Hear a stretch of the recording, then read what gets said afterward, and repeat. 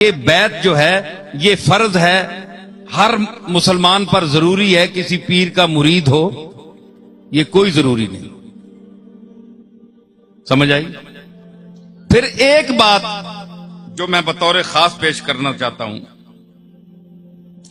وہ یہ ہے کہ یہ بات تو ہے اللہ تعالی کے اپنے مرضی کے مطابق کہ وہ جس کو قبول فرمائے یا نہ فرمائے، یہ تو اس کا منشا ہے نا. تو اس میں اور بھی بہت سی چیزیں آتی ہیں کہ آپ اس کو کہیں جناب کہ یہ ضروری ہے، کیونکہ پیر خانوں میں اکثر واعظین یہ اس لیے کہتے ہیں تاکہ لوگوں کے دلوں میں یہ رغبت پڑے، لوگ مرید آ کر ہوں، اور مرید زیادہ ہونے سے نذرانہ زیادہ ہوتا ہے، جتنے مرید ہوں گے اتنا نذرانہ بڑھے گا، تو اس لیے رغبت دیتے ہیں. میں ان چیزوں سے اوپر ہو کر بول رہا ہوں، جو قرآن کا حکم ہے وہ میں پیش کر رہا ہوں. تو اس میں کوئی لگی لپٹی بات نہیں ہے کہ میں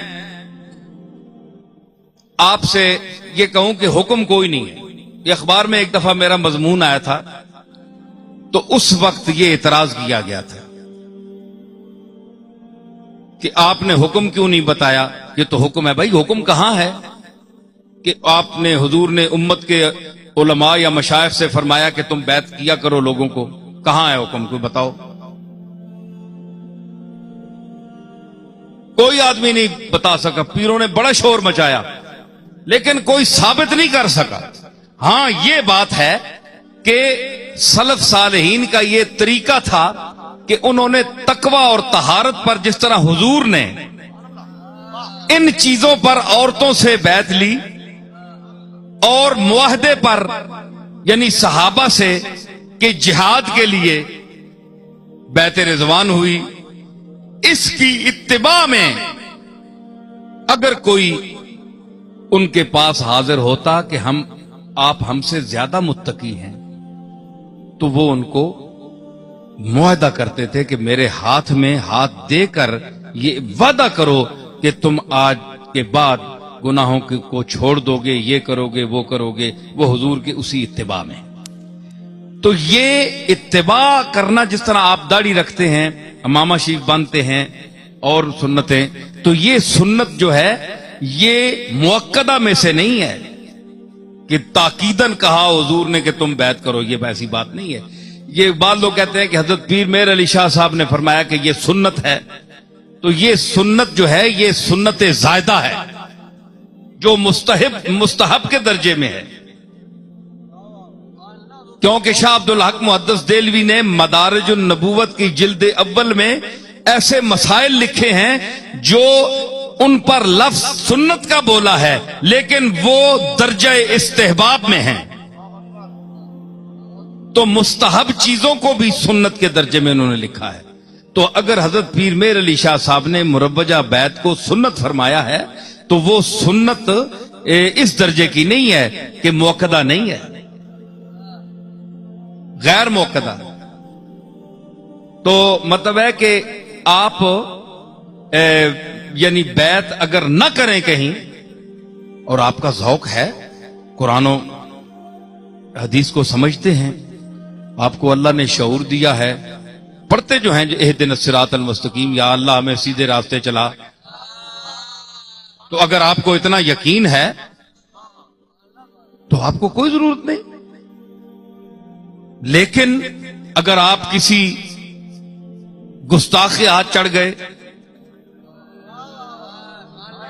کسی ایسے آدمی کے ہاتھ چڑھ گئے، آپ کی دینی تعلیم ہے نہیں، دین کو آپ نے کبھی دیکھا نہیں، انگریزی تعلیم آپ نے حاصل کی اور اسی پر فخر بھی کرتے ہیں، پیدا ہوئے ہیں مسلمانوں کے گھر ہے جی. ہم کیا کہیں، احباب کیا کارے نمایاں کر گئے، بی اے کیا نوکر ہوئی، پینشن ملی اور مر گئے ہیں جی. تو یہ کوئی بات تو نہ ہوئی. سمجھ آئی نا؟ تو یہ چیز آپ دیکھیں کہ آپ نے اگر اس کے تقاضے آپ پورے کر سکتے ہیں، اس کے تقاضے آپ خود پورے کر سکتے ہیں، تو آپ کو کسی شیخ کی ضرورت نہیں ہے. تو بعض لوگ کہتے ہیں جس کا کوئی شیخ نہیں اس کا شیخ شیطان ہے، یہ بھی غلط بات ہے، یہ کوئی حدیث نہیں ہے، یہ غلط ہے، بڑی مشہور بات ہے، غلط ہے، حضور نے نہیں فرمایا۔ تو اگر یہ بات سچ ہوتی تو مجھے آپ بتائیں کہ جن کے ہم مقلد ہیں، میرا سوال ہے، امام ابو حنیفہ جس نے صحابہ کو بھی دیکھا، ان کا پیر مجھے بتائیں وہ کس کے مرید تھے؟ کیا امام ابو حنیفہ کسی کے مرید تھے؟ امام شافعی کسی کے مرید تھے؟ امام مالک، امام احمد ابن حنبل، امام محمد، امام ظفر، ان فقہا کا، اور بڑے بڑے یہ جو علماء گزرے ہیں ہمارے فقہا محدثین، بخاری کا مجھے پیر بتائیں، ترمذی کا، ابن ماجہ کا، نسائی کا، یہ جتنے محدثین ہیں ان کا کوئی پیر نہیں ہے، کوئی شیخ نہیں۔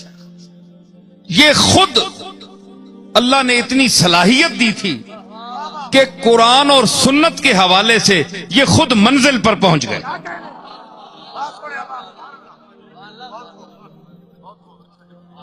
سمجھ آئی؟